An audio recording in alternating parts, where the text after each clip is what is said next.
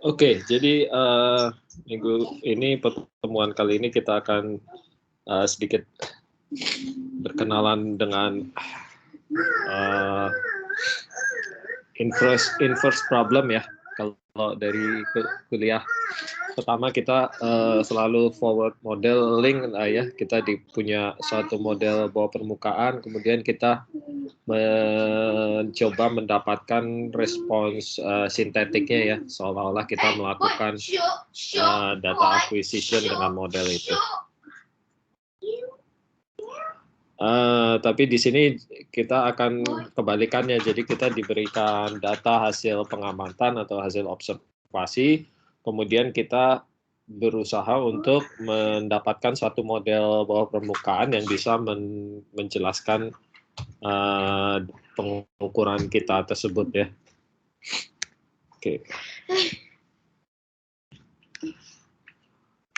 Oke, jadi pada awal-awal kuliah kita melakukan apa yang namanya forward problem ya. Jadi kalau kita diberikan suatu model dengan menggunakan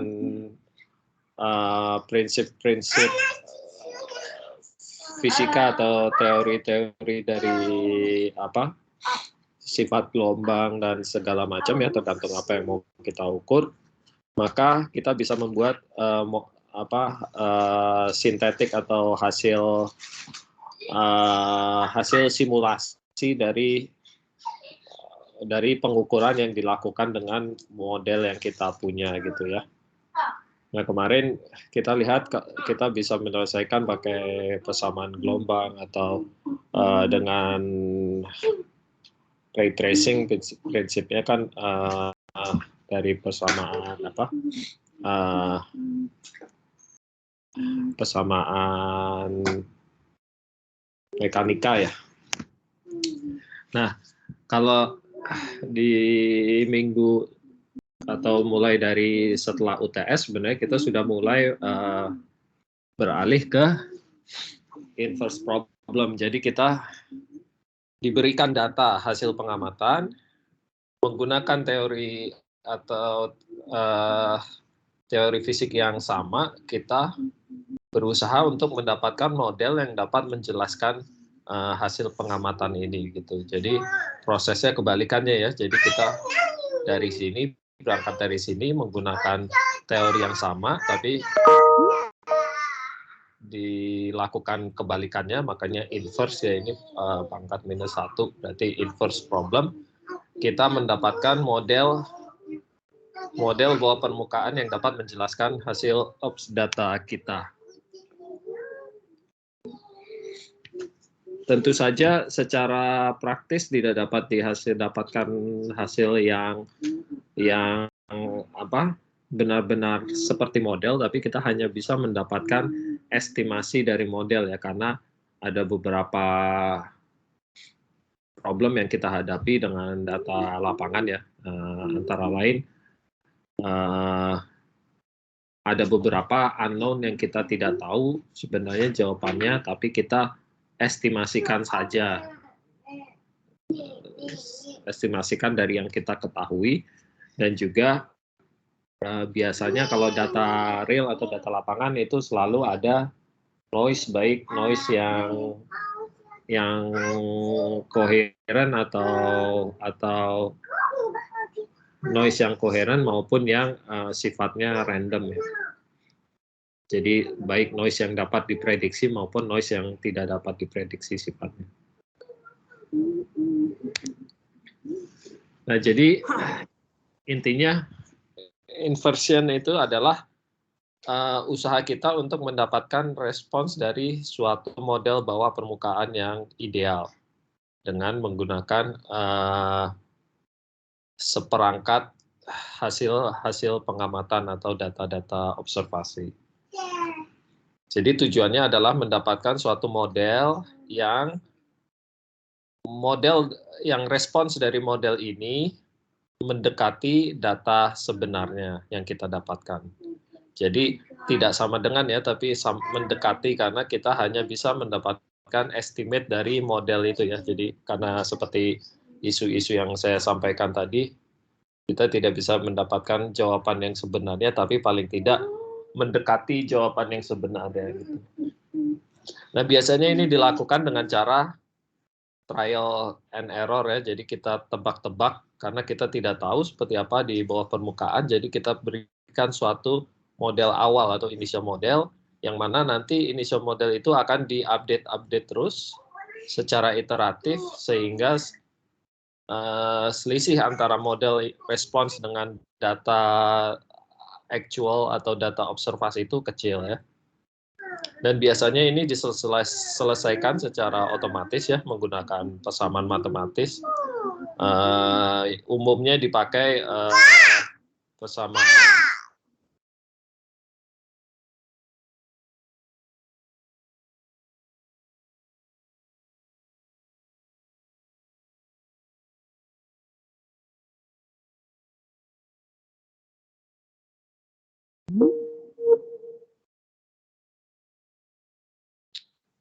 Oke, sorry, ada gangguan koneksi tadi.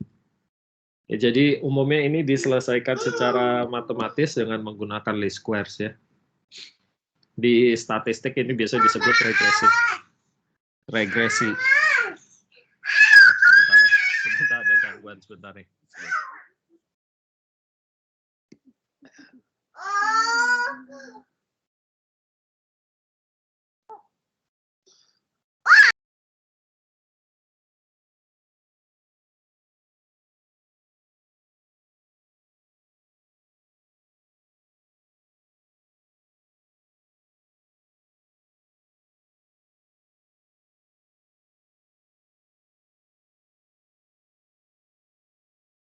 Oke, baik kita lanjutkan lagi ya.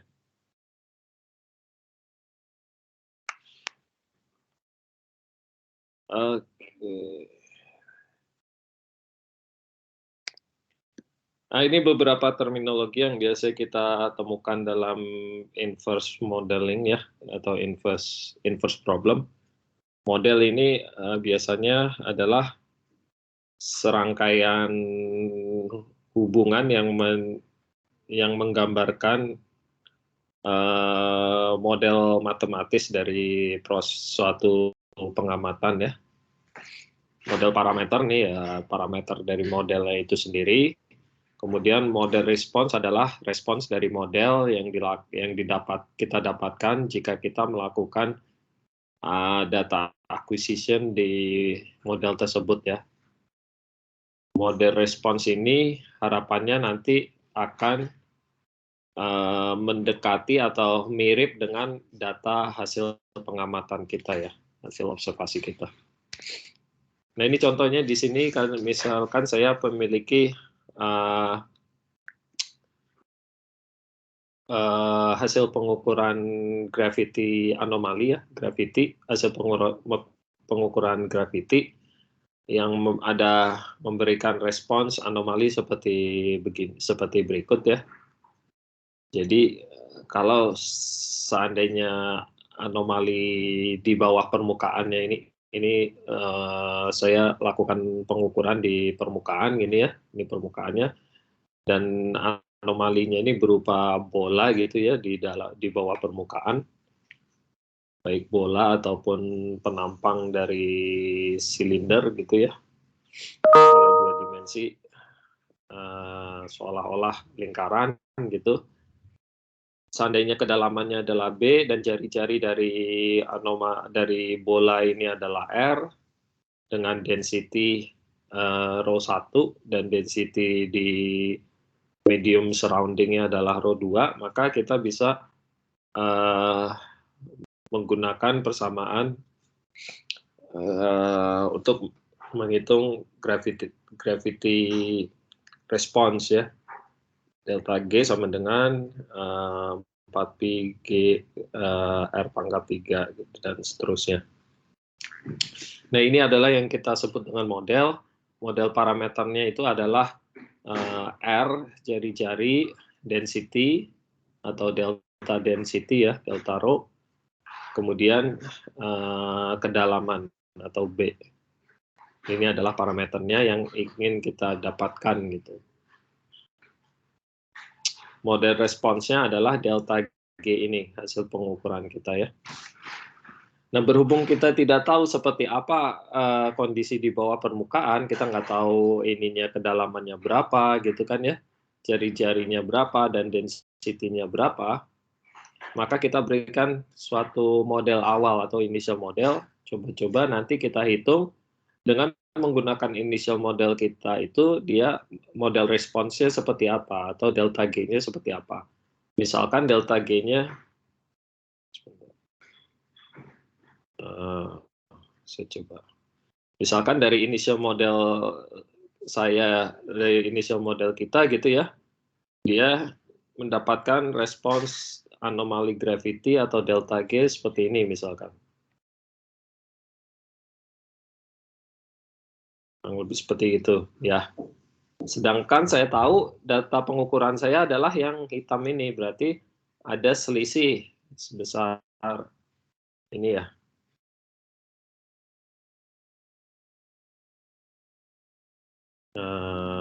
Delta.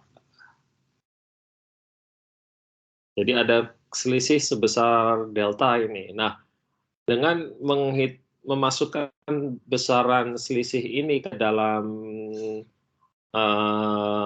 perhitungan kita bisa mengupdate initial model kita, sehingga supaya nanti solusi berikutnya kita hitung lagi, si merah ini grafiknya makin mendekati yang warna hitam begitu. Kebayang ya? Jadi tujuan kita adalah mendapatkan grafik yang seperti yang warna hitam ini. Tapi bagaimana mendapatkannya kan dari tergantung harga ini ya, B, kedalaman jari-jari dan density nih, atau contrast density. Itu yang akan kita coba cari tahu. Jadi awalnya kita berikan harga tebak-tebakan awal aja. Tentu aja biasanya tebakannya nggak asal nebak sih ya. Biasanya kita ada suatu initial estimate yang bisa kita perkirakan, atau suatu constraint untuk harga-harga inisial yang bisa kita gunakan untuk menentukan harga inisial yang kira-kira masuk akal ataupun mendekati angka sebenarnya gitu. Jelas ya, ada pertanyaan sejauh ini? Nggak ada, kalau tidak ada kita lanjut lagi. Nah, jadi secara matematis bagaimana sih menghitungnya? Jadi seandainya saya punya hasil pengamatan seperti ini di titik X1, X2, X3, X4, dan X5, maka saya bisa dekati dengan suatu persamaan linier, A kali X tambah B gitu ya. Untuk data seperti ini, saya bisa dekati dengan persamaan linier, di mana selisih atau errornya dapat saya hitung, yaitu YI, karena untuk posisi di sini gitu, katakan posisi di XI, saya dapat Y-nya YI, tapi padahal dia adanya di sini misalkan, di X3 misalkan. Berarti selisihnya adalah, errornya adalah YI dikurangi AXI atau AX3 dalam hal ini ya, AX3 tambah B gitu. Nah, best fit untuk garis linear yang paling mendekati dari sebaran distribusi data seperti ini, saya bisa dapatkan dengan cara mencari jumlah kuadrat kesalahannya adalah yang minimum, yaitu berarti saya hitung sigma error kuadrat adalah yang minimum, berarti saya lakukan turunan ini terhadap parameternya ya.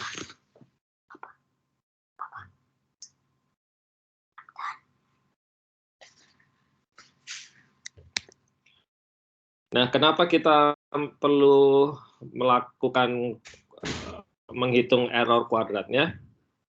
Kalau saya punya kasus seperti tadi ya, misalnya X1, X2, X3, X4 kayak gini, berarti persamaan garis linear saya misalkan yang garis ini, maka kalau saya hitung menggunakan persamaan linear ini, AX I ditambah B gitu ya, untuk posisi X1 saya dapatkan jawabannya sebenarnya Y1 di sini gitu. Padahal Y-nya harusnya di sini kan. Berarti estimasi saya lebih kecil atau saya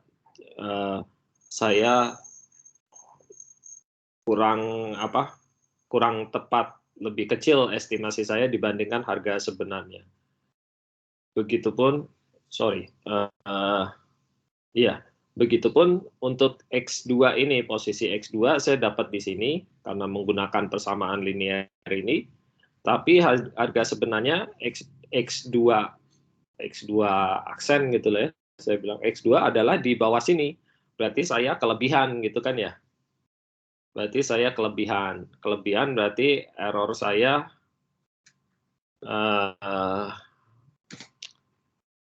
atau error selisih antara harga actual dengan harga prediksi saya adalah negatif. Kalau di sini selisih antara harga actual dengan harga prediksi saya positif karena saya jatuhnya di bawah. Di sini saya jatuh di atas. Berikutnya juga untuk titik ketiga juga begitu. Saya jatuh di bawah berarti saya positif. Selisihnya positif. Untuk yang titik pengamatan keempat saya estimasinya di atas, lebih tinggi daripada harga actualnya. Berarti selisihnya negatif. Jika saya jumlahkan kesalahan saya ini, apakah ini yang paling memberikan best fit? Tentu saja tidak ya, karena ada harga positif, ada yang negatif, positif, negatif. Ini kalau dijumlahkan bisa jadi kecil atau besar gitu ya, karena kan tergantung berapa besar kesalahan saya dan seberapa jauh saya errornya, karena saya errornya bisa lebih besar atau lebih kecil gitu. Jadi tergantung saya banyakkan nebaknya banyakkan lebih besar atau banyakkan lebih kecil. Jadi tergantung berapa besar, seberapa jauh saya melesetnya. Nah, seandainya saya kuadratkan, maka kalau saya kuadratkan berarti keseluruhan error saya kan akan positif ya. Berarti kalau saya jumlahkan ini tetap kecil, tapi ini adalah yang best fit karena secara magnitude kesalahan saya bisa mengupdate besarnya seberapa besar model ini harus saya update berdasarkan kesalahannya yang saya kuadratkan gitu. Jadi saya magnitudenya saya hitung dari besarnya kesalahan saya. Kalau di sini karena saya tidak mengkuadratkan, besarannya akan tergantung seberapa jauh saya melenceng. Kalau saya banyak melencengnya di positif misalnya, berarti modelnya akan diupdate berkurang, turun gitu, karena saya kebanyakan melesetnya ke positif. Berarti kan modelnya akan diupdate, dikurangi gitu ya. Padahal sebenarnya harusnya saya ditambah harusnya modelnya kan. Cuma karena ada yang melesetnya banyak yang ke atas, yang positif, jadi saya modelnya dikurangi, padahal harusnya ditambah modelnya. Begitulah. Begitu ya, kurang lebih. Jadi syarat agar minimum adalah selisih kuadrat, jumlah selisih kuadratnya ini harus minimum. Jadi harus dikuadratkan ya. Nah, syarat agar dia minimum adalah turunan kesalahan kuadratnya terhadap masing-masing parameternya dia harus sama dengan 0. Jadi kalau saya turunkan kesalahan kuadrat rata-rata, jumlah kesalahan kuadratnya terhadap A atau terhadap A itu gradiennya ya, karena AX tambah B ya. B adalah konstantanya, jadi saya turunkan dia terhadap A, saya dapatkan sebagai berikut, hasil sebagai berikut. Kemudian jika harga jumlah kesalahan kuadratnya saya turunkan terhadap parameter B atau terhadap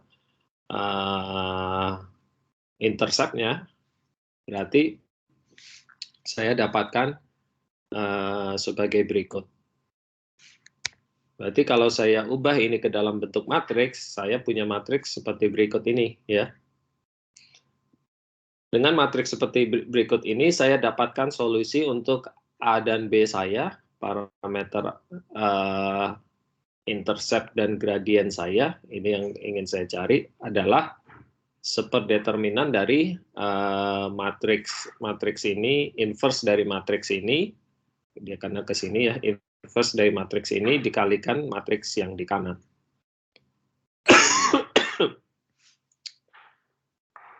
Oke, ini kita tahu dari aljabar elementary aljabar ya, determinannya adalah sebagai berikut.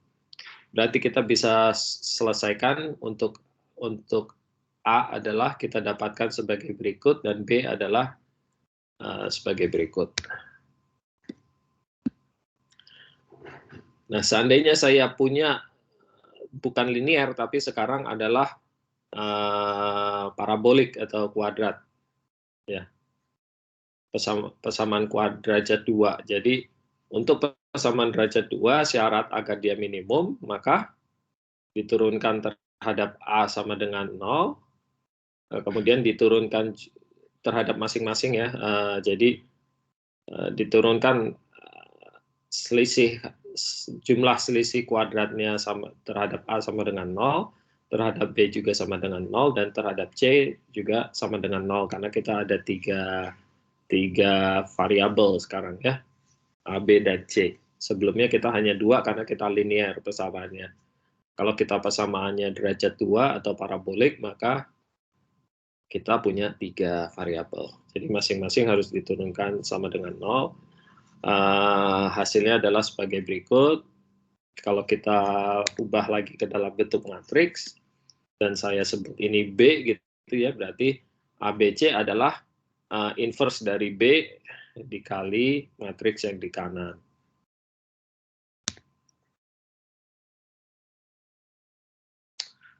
Nah, seandainya saya punya banyak data, kita sebut datanya adalah matriks D ini ya. Saya punya sebanyak N observasi. Dan saya bisa hitung menggunakan model parameter, di mana model parameter ini saya tebak awalnya dengan menggunakan initial model, ya, initial model M0 ya. Yang kita ingin dapatkan adalah M, berarti kita M0 akan kita update atau kita iterasi sehingga dia nantinya mendekati M hasilnya ya. Walaupun M-nya kita belum tahu ya, karena kan ini inverse ya, inverse problem. Jadi maka untuk mendapatkan menyelesaikan fungsi ini, kita bisa menggunakan apa yang namanya Dirac-Taylor ya, sebenarnya jadi F ini dapat kita dekati dengan F0 atau fungsi dari model inisial ditambah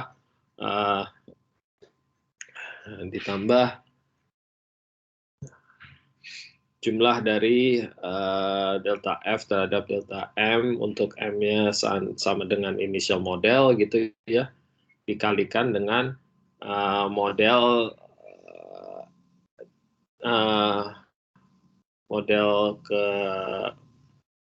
ke 1 gitu, J ini indexing, jadi model ke 1 dikurangi model initial modelnya, initial model 1 gitu. Nah, seandainya ini kita sebut A dan ini adalah deltanya ya, selisihnya, maka kita bisa ubah ke dalam bentuk matriks. F itu adalah sama dengan F0 atau model initial model ditambah A dikalikan delta. Delta ini adalah besaran perturbasi yang kita perlukan untuk mendekati F0 ini ke F gitu. Jadi besarnya koreksi yang perlu kita tambahkan supaya initial model kita mendekati ke F begitu. Ada pertanyaan sejauh ini? Jelas masih ikut ya?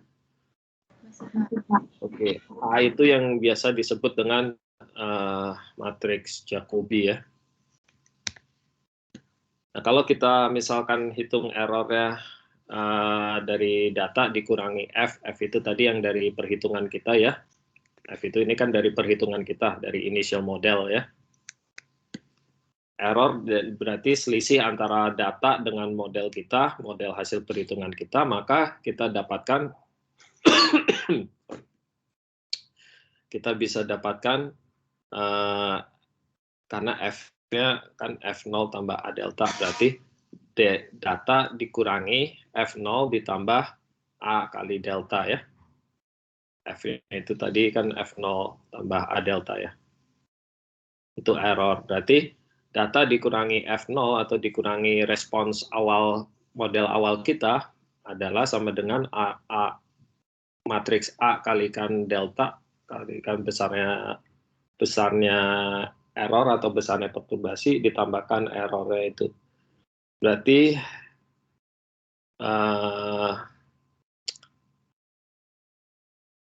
kalau kita definisikan A delta ditambah E ini sebagai G, berarti maka error dapat kita hitung G dikurangi A kali delta ya. Nah, syarat agar dia minimum, maka turunan S terhadap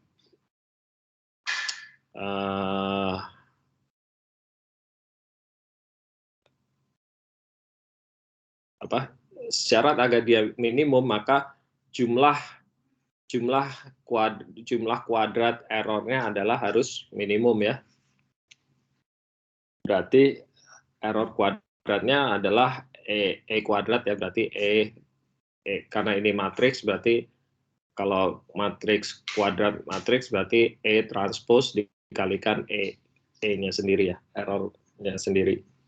Berarti kita dapatkan error sama dengan G dikurangi A delta, maka kalau kita definisikan S itu sebagai E transpose E, maka ini ditranspose dikalikan ini lagi, errornya lagi. Jadi dia transpose dikalikan dia sendiri, atau S sama dengan G transpose G dikurangi G transpose A delta minus delta transpose A transpose G tambah delta transpose A transpose A delta. Nah, syarat agar dia minimum berarti turunan kesalahan kuadrat terhadap variabelnya harus sama dengan 0. Berarti ini kita turunkan sama dengan 0, kita turunkan terhadap variabelnya. Kita dapatkan solusi sebagai berikut. Delta adalah A transpose A inverse dikalikan A transpose kali G. Nah, ini yang disebut persamaan normal ya. Solusinya, jadi besarnya perturbasi atau besarnya update yang harus kita lakukan untuk supaya model inisial kita mendekati data sebenarnya atau model sebenarnya adalah sebesar A transpose kali A inverse dikalikan A transpose kali G. Nah, problemnya kenapa untuk samaan ini problemnya jika matriks transpose atau matriks inverse ini inverse matriks ini dia tidak mempunyai solusi atau dia singular ya, atau close to singular. Jadi ada problemnya jika matriks yang ini adalah matriks singular atau close to singular ya. Jadi bisa problem dengan semua problem inverse model lah. jika seandainya matriks ini tidak punya inverse-nya atau disebut singular ya, atau close to singular. Maka dilakukan beberapa orang melakukan modifikasi ya. Yang paling umum orang lakukan modifikasinya, oke, berarti tidak hanya simply melakukan inverse dari A transpose A, tapi kita tambahkan suatu faktor beta di sini ya, faktor beta dikalikan matriks identitas. Matriks identitas ini berarti matriks 1 semua, komponennya 1 gitu. Jadi sama aja kita memberikan suatu faktor apa? Kalau di sini disebut damping factor. Kenapa damping? Karena pada saat latihan nanti kita bisa lihat lebih jelas. Damping itu berarti dia akan menahan ya, mengerem gitulah ya, mengerem solusi deltanya ini supaya dia lompatnya nggak langsung gede, nggak langsung banyak-banyak gitu. Kenapa begitu? Karena biasanya begini, seandainya saya punya,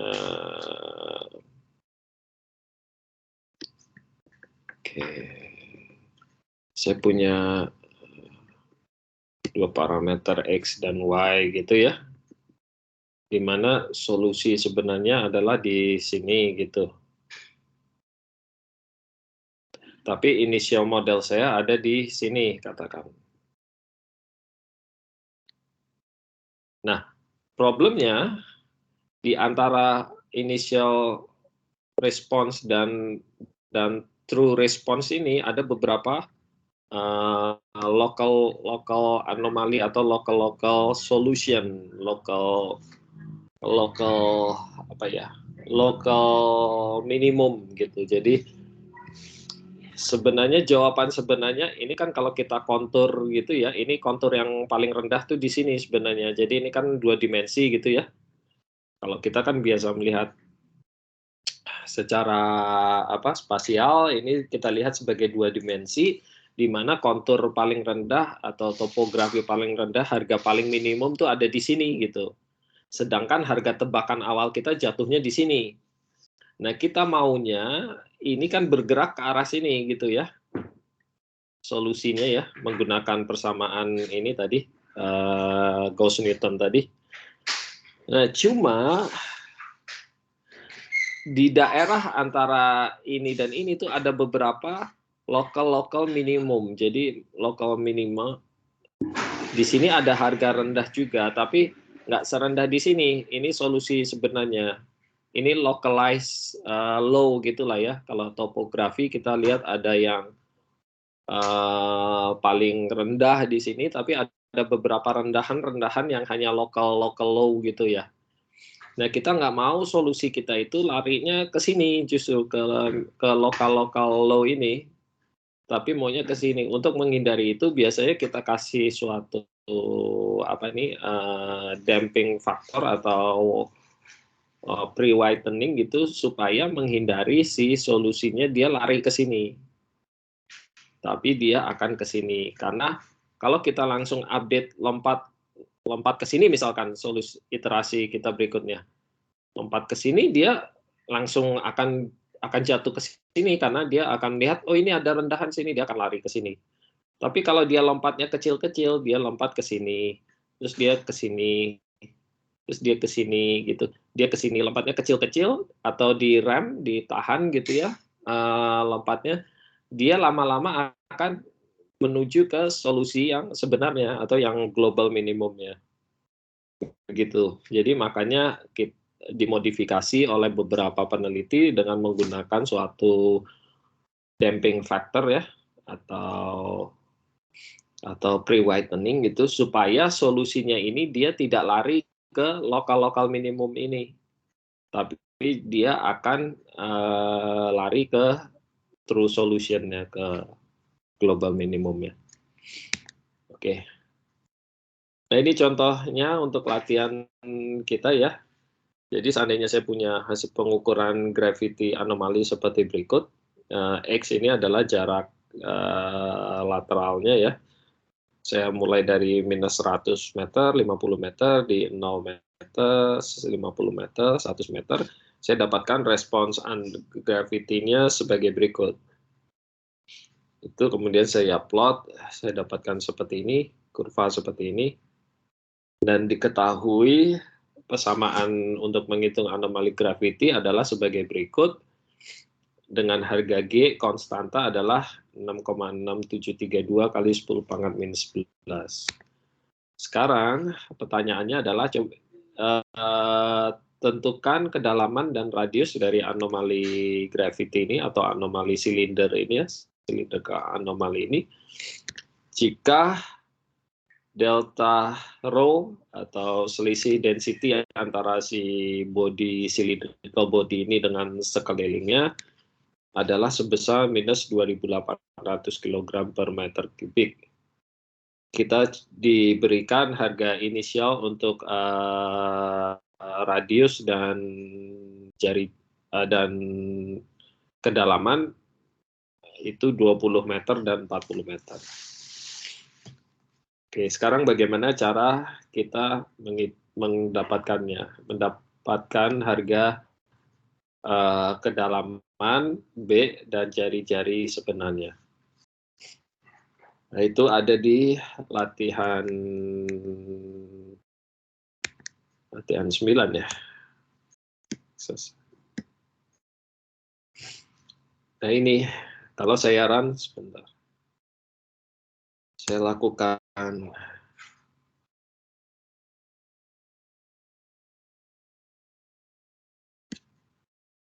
saya belum buka. Udah buka.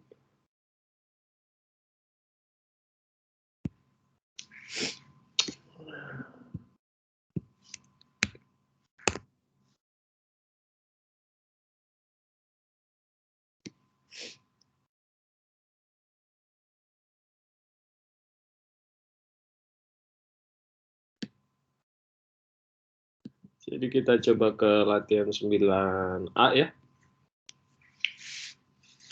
Jadi ini untuk menyelesaikan problem itu tadi. Untuk initial modelnya kita jari-jari diberikan harga 20 meter dengan kedalaman 40 meter. Berarti kita masukkan ini ke dalam matriks P gitu ya namanya, jari-jari dan kedalaman. Ya. X kita tadi dari minus 100, 50, 0, 50, 100, dan Y observasi kita adalah sesuai di tabel tadi ya, yang kita berikan, yang sudah diberikan. Sekarang kita hitung model responsnya dari initial model ini, yaitu Y kali ini. Ini fungsi dari persamaan yang ini tadi nih, yang gravity anomali ini. Nih, saya hitung ini. Jadi saya hitung model response dari initial model saya. Itu yang di 22 ini. Kemudian yang baris 23 saya hitung matriks A-nya ini. Matriks A adalah matriks Jacobi-nya tadi ya. Matriks A itu matriks ini kan. A ini matriks Jacobi atau sebenarnya dia matriks derivatif turunan kesalahan kuadrat terhadap masing-masing variabelnya. Jadi itu saya hitung di A. Berarti saya pakai deriv ini kalau kita bisa cek, kalau kalian mau cek boleh dibuka, dia ada di sini ya di main. Saya derivatif nih sebenarnya menghitung Jacobian matrix atau matriks turunan lah ya. Fang ini yang ini, jadi persamaan ini, persamaan di yang persamaan gravity anomali yang ini ya. Kemudian saya hitung matriks Jacobi-nya, ini menggunakan ini.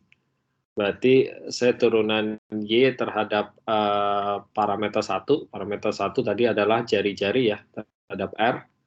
Kemudian turunan Y terhadap parameter 2, yaitu parameter 2 tadi adalah B-nya ya, kedalaman. Jadi ini turunan Y terhadap R adalah sebagai berikut. Ini turunan Y terhadap B atau kedalaman, terhadap kedalaman. Itu saya hitung di baris 23. Kemudian 24 saya hitung selisihnya atau diskrepansinya antara observasi dengan terhadap data yang saya hitung, yang saya model respons saya, ya, ini yang saya hitung di 22. Ini adalah diskrepansi matriksnya atau selisihnya, ya. Kemudian saya hitung A transposnya di 26. I ini ya, ini bikin matriks identitas. Karena tadi kan A transpos A inverse dikalikan ditambah B A transpos A ditambah beta kalikan I, ya kan? Itu tadi persamaannya ya untuk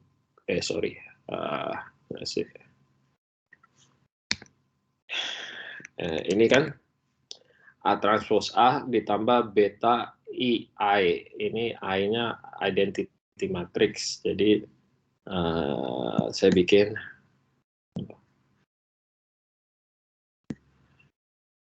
identity matrixnya, kemudian A transposnya adalah A transpos gitu ya. AT ini maksudnya A transpos. Apostrof transpos kan cuma apostrof aja. A transpos A atau ATA adalah A transpos kali A. Berarti deltanya adalah, atau parameter increment saya, atau model update yang harus saya lakukan terhadap model saya adalah sebesar inverse dari A transpos A tambah beta kali I, matriks identitas, dikalikan A transpos dikali G. G itu adalah matriks Jacobian saya, matriks Jacobi saya ya.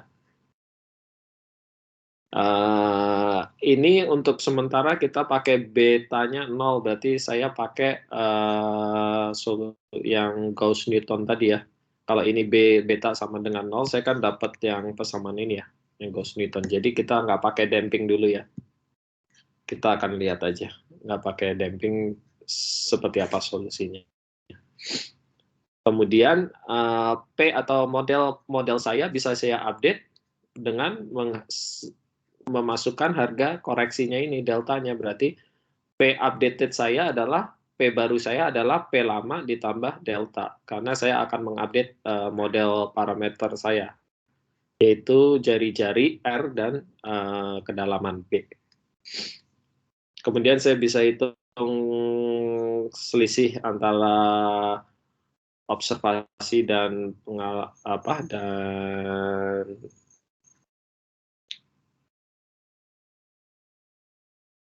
kenapa Y-nya ya yang saya kuadratin ya.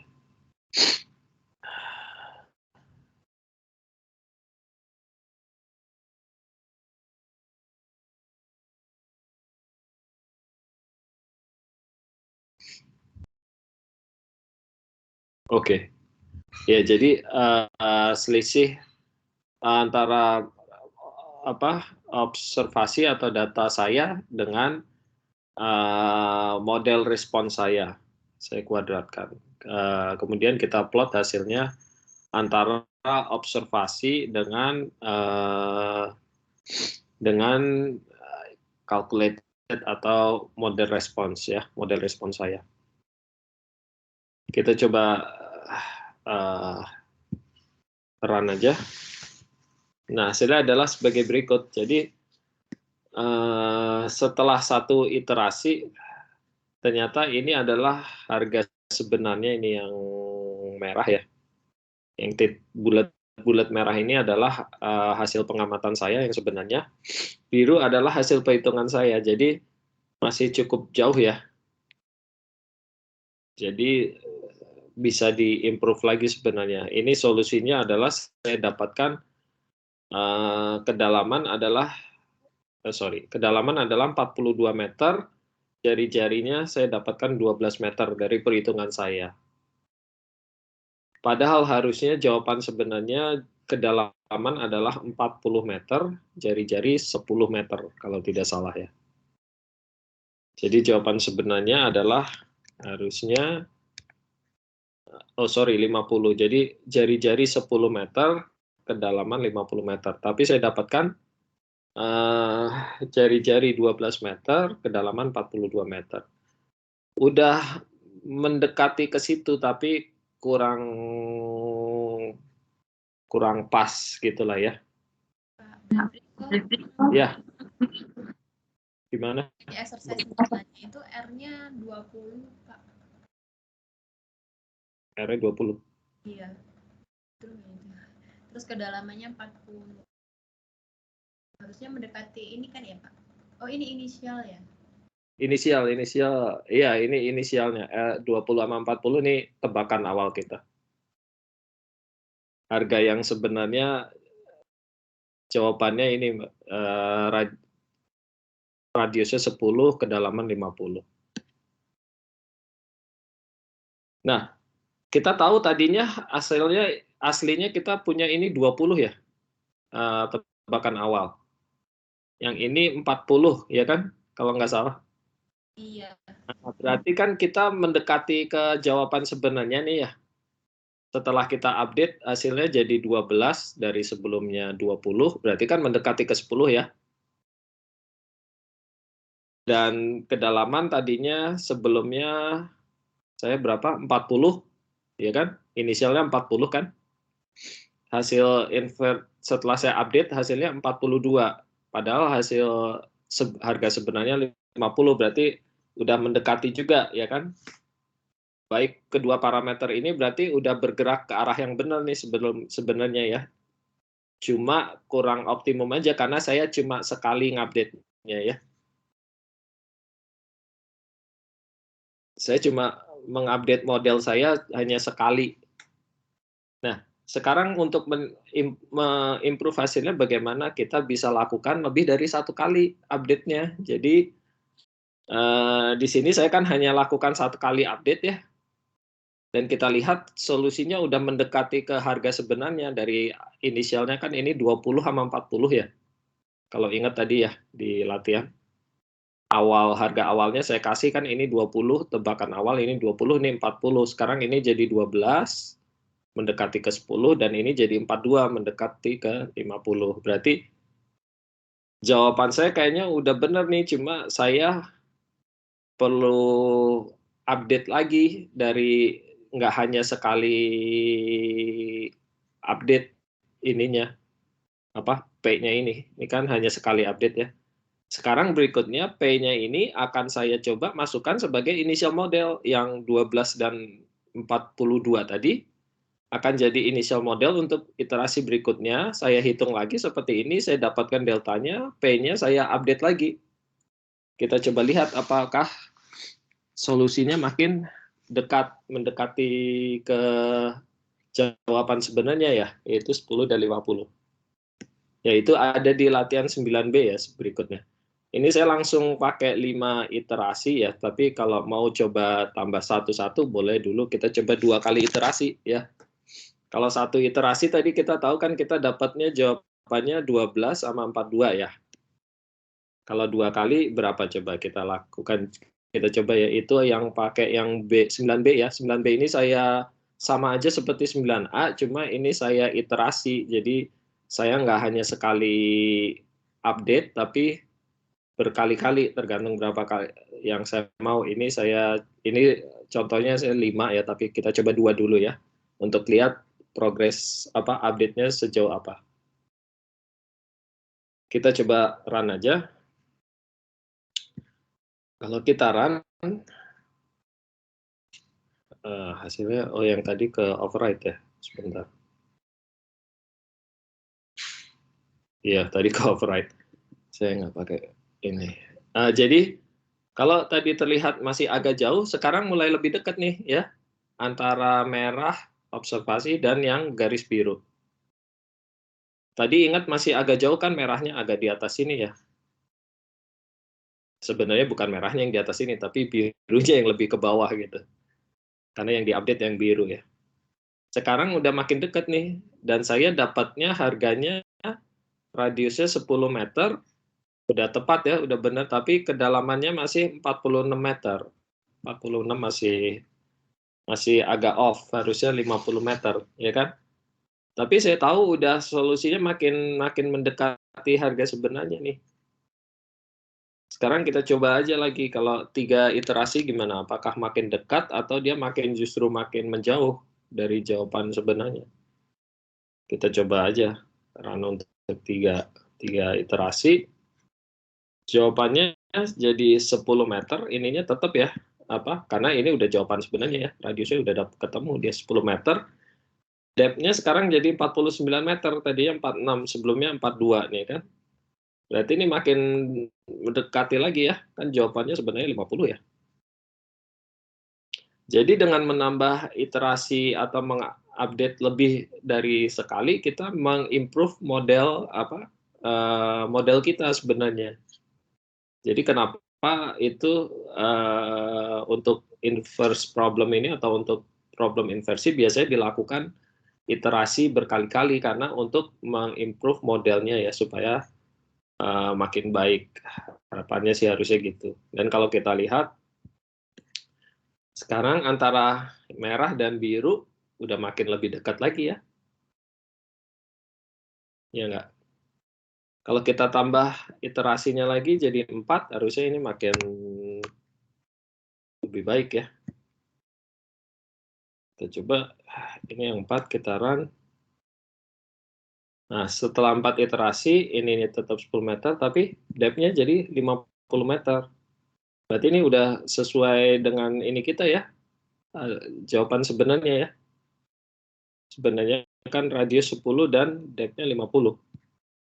Berarti kita udah dapat hasil ini, udah jawabannya dengan cukup 4 kali iterasi. Kalau kita lihat ininya, plotnya harusnya udah saling nempel ini. Ya, nah itu dia.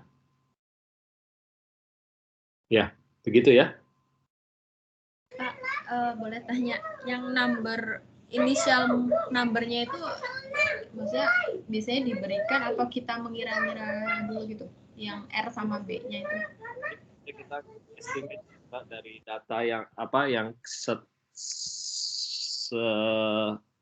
pengetahuan kita, estimasi terbaik kita lah ya. Estimasi terbaik kita biasanya. Nanti akan kita coba kalau seandainya initial model kita terlalu jauh banget ya, terlalu jauh banget dari true modelnya, dia bagaimana solusinya ya. Akan kita coba nanti. Itu di latihan berikutnya yang C kalau nggak salah. Tapi memang betapa pentingnya initial model kita sebaik mungkin supaya sedekat dengan true model, karena itu akan membantu inversionnya nantinya. Dia tidak akan lari kemana-mana dan tidak akan terjebak di lokal minima tadi seperti yang saya gambarkan di sebelumnya ya. Oke, kalau kita coba tambah lagi iterasinya 5 gitu. Ya dia akan lebih improve, tapi ya udah sangat kecil lah. Ini sebenarnya nggak 10 benar-benar 10 sama 50 sih. Ini saya round aja nih, saya bulatkan sebenarnya nih. Saya round P1, P2. Kalau kita ketikkan dia sebenarnya 10-nya nggak 10, mungkin 9,99 berapa gitu ya. Oh ini 10 benar, udah pas. P2-nya udah 50, oke.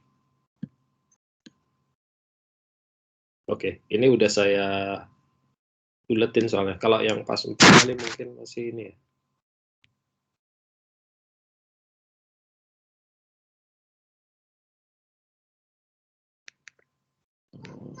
P1. Nah ini kan P4 sebenarnya masih 9,9998, nggak pas 10 sih. Yang P2 dia juga 49,993, nggak pas 50 gitu sebenarnya. Cuma karena di rounding aja. Tapi dengan menambah iterasinya dia makin makin improve, tapi memang udah nggak gerak banyak, udah tinggal kecil segitu aja, sekitaran jawaban 50, 10 sama 50. Ya. Pak Riko, boleh bertanya Pak? Gimana, Bang? Kalau misalkan kita tambah iterasinya, misalkan sampai lebih dari 5 gitu, karena 5 kan udah cukup. Itu bisa membuat model yang terbentuk jadi overfitting nggak, Pak? Enggak sih, dia ya akan stay di situ aja sebenarnya, karena dia udah deltanya ini udah mendekati 0 biasanya. Begitu ini iterasinya ditambah-tambah terus, dia udah kecil sekali ini deltanya. Jadi udah practically udah 0 lah ya. Jadi gitu kita update, dia nggak akan coba saya kasih 10 nih ya. Dia akan tetap ngasih jawaban 10 sama 50 karena delta itu kan dia tetap 10-50 ya. Kita kasih P1 nggak saya rounding, dia tetap 10 sama 50 karena deltanya ini dia practically udah sangat kecil tuh. Udah hampir 0 lah ini ya. 10 pangkat minus 16 sama 10 pangkat 15. Ya, berarti nggak buat overfitting ya Pak berarti? Enggak karena ini bukan beda sama yang 2 minggu yang lalu yang neural network gitu ya. Enggak sih, karena dia bukan proses training sih, ini proses optimization dia kan. Oke. Terima kasih Pak. Cuma memang problemnya ya kita waste computing aja. Dia sebenarnya udah cukup di iterasi kelima atau keempat, tapi kita run sampai 10 kali, ya jawabannya ya sama aja sebenarnya, karena errornya udah kecil banget gitu. Nah biasanya yang saya lakukan juga, kita tidak menghitung dari iteratif, tidak berdasarkan jumlah iterasi, tapi jumlah dari errornya ini, atau dari P deltanya ini. Kalau deltanya sudah kecil ya udah di stop aja, udah di bawah katakan 0,0001 gitu ya udah cukup di stop, nggak perlu running sampai ratusan atau ribuan iterasi begitu ya. Jadi loopingnya saya biasanya berdasarkan ini errornya sudah terpenuh, deltanya ini sudah cukup kecil atau enggak, atau dibikin 2 antara jumlah iterasi dan delta. Biasanya kalau di software komersil gitu ya, dia bikin 2 kondisi, either deltanya sudah di bawah threshold yang kita tentukan atau iterasinya sudah lebih dari maksimum yang kita tentukan. Salah satu itu terpenuhi, itu biasanya dia udah kasih solusinya. Pak Bevriko nanya, ini kan berarti untuk yang gravity model gitu ya Pak? Apakah kan kalau kita inversi initial model kita dari well gitu ya? Saya masih ini sih penasaran initial modelnya gitu. Nah, apa kalau dari sini kita dari mana ya gitu? Maksudnya takut kan ujuk-ujuk masa 20 atau 40 gitu kalau mau nebak hasil observasi itu gimana Pak? Apa ada acuan gitu? Kalau inversi yang seismik kan kita punya well kan Pak gitu. Ya, kalau untuk inversi seismik gitu ya, prinsipnya sih sama sebenarnya, cuma ininya aja yang beda, dia menyelesaikan persamaannya ya persamaan gelombang akustik ya, atau misalnya persamaan konvolusi gitu. Jadi sinyal dikonvolusi dengan wavelet, either ditambah noise atau enggak gitu kan ya kalau seismik ya. Dan initial modelnya biasanya kita estimasi ya dari sumur, kalau ada data sumur ya. Dari data sumur kita buat initial model, biasanya sangat biasanya very low frequency model, initial model itu kan hanya low frekuensinya aja yang kita ambil, karena harapannya detail-detail atau jadi kalau kita punya trace, seismic trace gitu ya.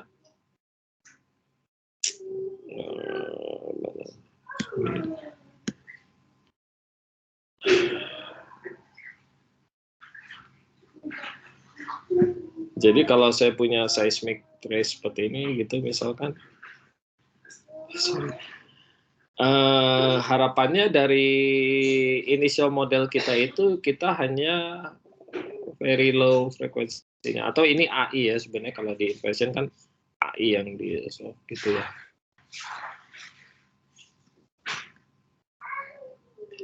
Kita punya detail AI-nya seperti ini, kita biasanya kasih initial modelnya cuma very low frekuensi atau hanya trennya aja. Harapannya detail-detailnya ini itu kan trennya ini ya, karena ini yang sulit didapatkan dari inversion sebenarnya, yang trennya ini. Itu makanya itu diberikan dari initial model, tapi detail-detailnya ini seperti dia ke sini, dia ke sini, dia ke lengkungannya ini, detailnya ini nanti diberikan dari proses iteratifnya ini, harapannya. Jadi makanya kenapa biasanya kita mulai dengan very simple initial model, karena tapi harus sesuai. Kalau initial modelnya udah ngaco begini misalkan, ya ini kan jauh banget gitu. Si AI-nya akan kesulitan untuk mendapatkan solusi yang gini kalau initialnya udah ngaco banget gitu. Bisa jadi malah dia akan kejebak memberikan solusi yang seperti ini yang jauh beda gitu sebenarnya. Jadi initial model itu paling nggak sesimpel mungkin, paling nggak kita hanya memberikan trennya aja dengan harapan detail-detailnya ini nanti diisi dari proses iteratifnya itu, Mbak Putri. Dan initial modelnya harus mendekati dengan tren si actual AI-nya ya. Begitu sih kira-kira.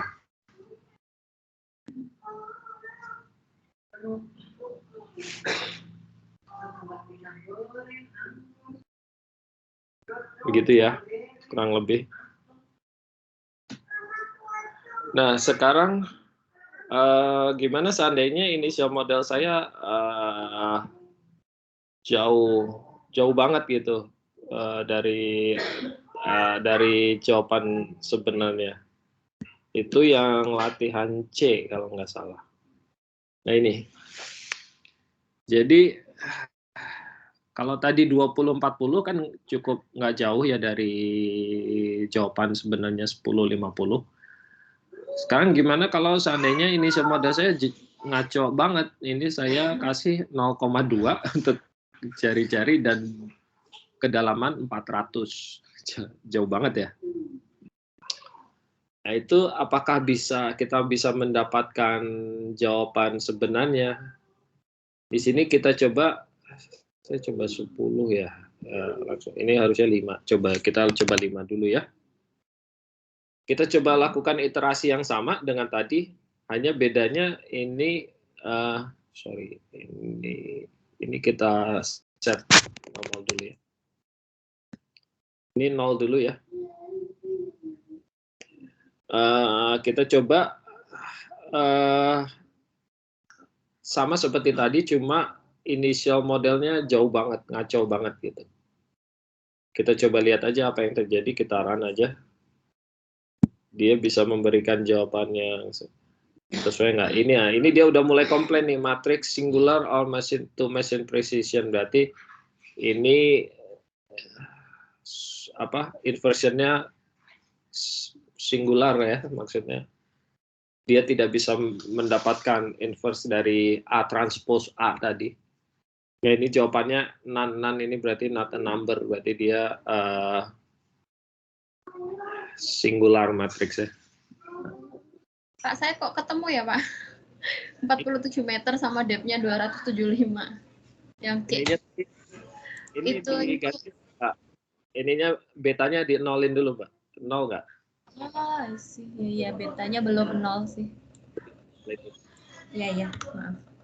Nah, kalau itu 0 kita dapat ini singular ya. Nah, ini problemnya dengan inversion karena matriksnya bisa singular seperti ini. Nah, salah satu untuk menghindari itu tadi, matriks singular seperti ini, terutama kalau initial model kita jauh banget ya, jelek. Jadi, makanya di beberapa modifikasi menggunakan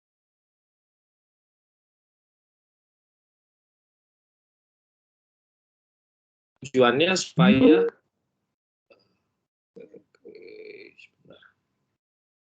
supaya update modelnya dia nggak langsung drastis dan dia nggak kejebak ke lokal minimum ataupun ke singular, matriks singular.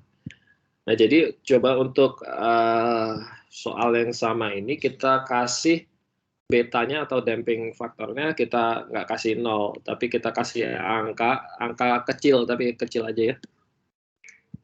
Di sini saya pakai 1 kali 10 pangkat minus 20. Jadi angkanya kecil tapi nggak 0 gitu lah ya.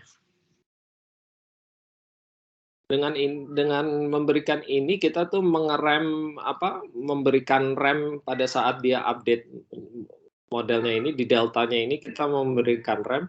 Semakin besar harga betanya, remnya tuh makin kencang, kita nginjek remnya makin kencang, jadi dia update-nya kecil-kecil banget gitu. Kalau betanya kecil seperti ini ya, minus 20, 10 pangkat minus 20, dia lompatnya masih agak jauh, tapi nggak sejauh kalau kita nggak kasih dia damping ya. Oke, ini bisa dicoba seperti tadi Mbak Putri udah coba, ini kita akan mendapatkan jawabannya ya. Tapi jawabannya masih agak meleset. Nah, kalau saya lihat ini masih jauh banget ya. Jawaban sebenarnya di sini, di atas yang merah ini solusi kita di sini. Tapi kita udah dapat jawabannya 47 sama 275. Berarti mendekat ke solusi sebenarnya ya. Tadinya kan 0,02 ya. Saya lupa inisialnya. 0,2 sama 400 gitu. Solusinya saya dapat 47 sama 275. Ini kan makin dekat ke 50 ya. Ini juga mendekat ke 10. Walaupun nggak sempurna. Nah, gimana supaya dapat jawaban sebenarnya? Coba aja saya tambah iterasinya. Jadi sebentar saya tutup dulu ini biar kelihatan ininya, update-nya. Jadi kalau saya berikan damping faktor dan saya tambah iterasinya jadi 10, apakah dia akan memberikan hasil yang seharusnya? Kita coba aja. Nah, kita lihat ini sekarang jauh ya, tapi update-nya dia makin mendekat nih, makin naik terus kan yang birunya ya, sampai di 7, 8, 9, nah 10 dia jadi pas. Dan kita lihat setelah 10 iterasi dia dapat jawabannya 10 dan 50 meter. Itu ya. Jadi pentingnya kita memakai damping faktor ini terutama jika initial model kita jauh dari sebenarnya, supaya dia tidak terjebak di lokal minimum atau di singular, matriks ya singular. Begitu ya. Ada pertanyaan sejauh ini? Nah, kalau kalian mau coba gedein ininya, katakan minus 10 kali pangkat minus 10 misalkan. Bisa aja, tapi dia update deltanya nih akan lebih kecil karena kita injek remnya lebih kencang kalau ininya agak besar. Kalau kita coba kita run sebentar. kita coba run aja. Saya tutup dulu ini supaya kelihatan.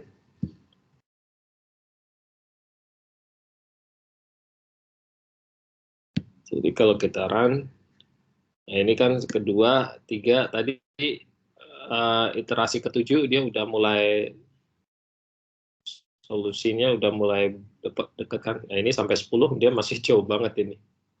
Nggak ketemu. Dan, kalau running gimana Pak? Saya salah ketik iterasi. Stop run. Ctrl C, Mbak. Ctrl C, oke. Nah ini dia masih dapatnya 0 sama 400 meter ya. Jadi dampingnya nih terlalu kenceng nginjek remnya. Jadi dia update-nya kecil-kecil. Jadi untuk problem gini, either kita dampingnya kita kecilkan atau iterasinya kita tambah. Jadi misalkan ini saya bikin sampai 20 coba. Dia bisa dapat jawaban ini kan di sini nih birunya, ini masih jauh nih. Birunya di kecil banget, 5, 6. Dia belum turun-turun nih. Karena remnya diinjak agak kenceng, jadi dia update-nya kecil-kecil, dikit-dikit banget. Terus sampai 20 juga masih belum ketemu. Mungkin harus lebih dari, iya masih 0,400. Jadi terlalu remnya masih terlalu kenceng. Jadi coba saya naikin, kecilin jadi 10 pangkat minus 15, terasnya 20, kita lihat dia bisa. Nah ini kan mulai turun ya. Nah ini turun. Oke, jadi 10 pangkat minus 15. Dia update-nya udah mulai sesuai lah, tapi 20 iterasi dia terjebak di sini aja nih, belum mengupdate lagi nih. Jadi 20 udah selesai. Dapatnya 20 sama 392. Masih agak jauh karena dia kayaknya kejebak di situ aja tadi, dia nggak ngupdate lagi setelah iterasi berapa. Ini kayaknya perlu dikecilin lagi, mungkin minus 18. Ini dia langsung turun.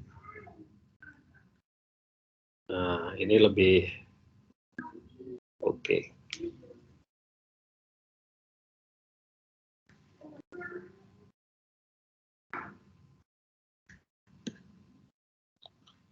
-17, 10 iterasi juga udah cukup tadi ya.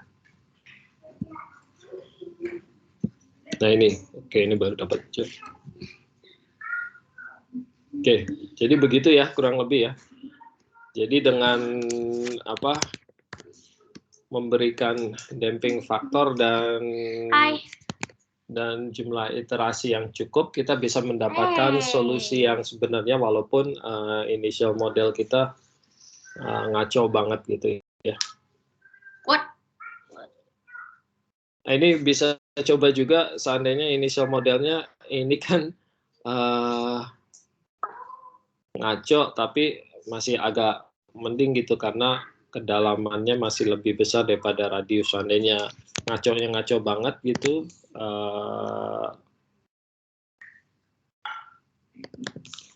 radiusnya lebih besar daripada kedalaman kan, which is yang lebih nggak masuk akal lagi kan. Kita coba aja seandainya dia bisa, solusinya bisa ketemu nggak. Nah ini kan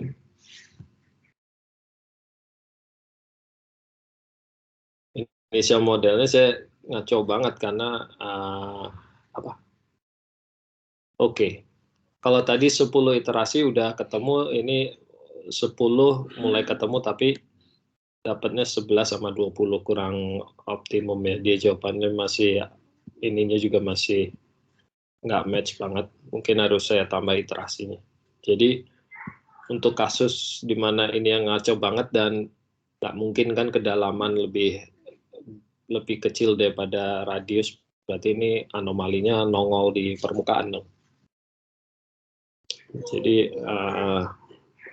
kita perlu tambah iterasinya mungkin sampai 20 kali.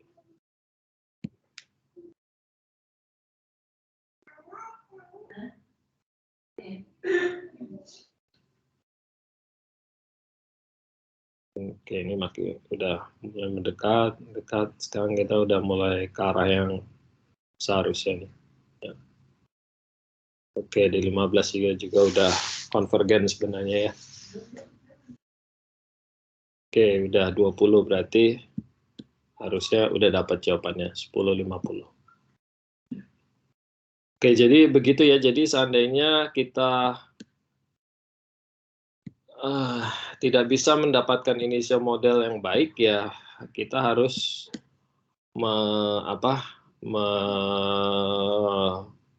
memanfaatkan damping faktor dan menambah iterasi, jumlah iterasi biasanya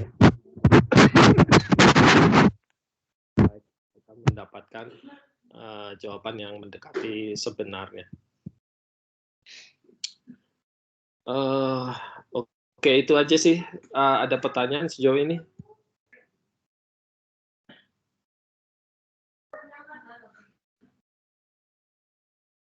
Nggak ada pertanyaan? Kalau tidak ada, ini sampai di sini aja ininya materinya untuk minggu ini. Mungkin minggu depan berarti akan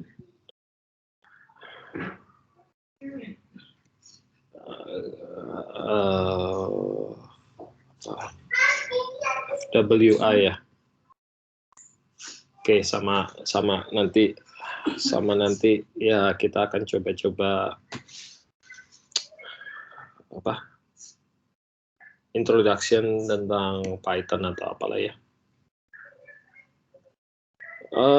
Saya rasa saya cukupkan dulu sampai di sini untuk minggu ini. Kalau nggak ada pertanyaan, ada lagi yang mau ditanyakan?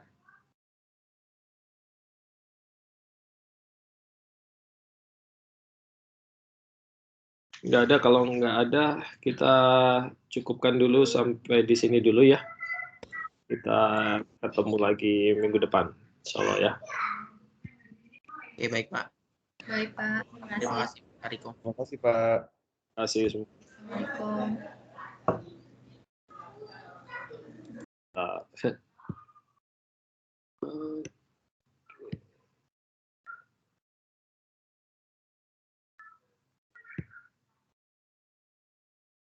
Oke, saya izin live ya. Oke. Selamat sore semua. Sore Pak. Assalamualaikum Pak. Sore Pak.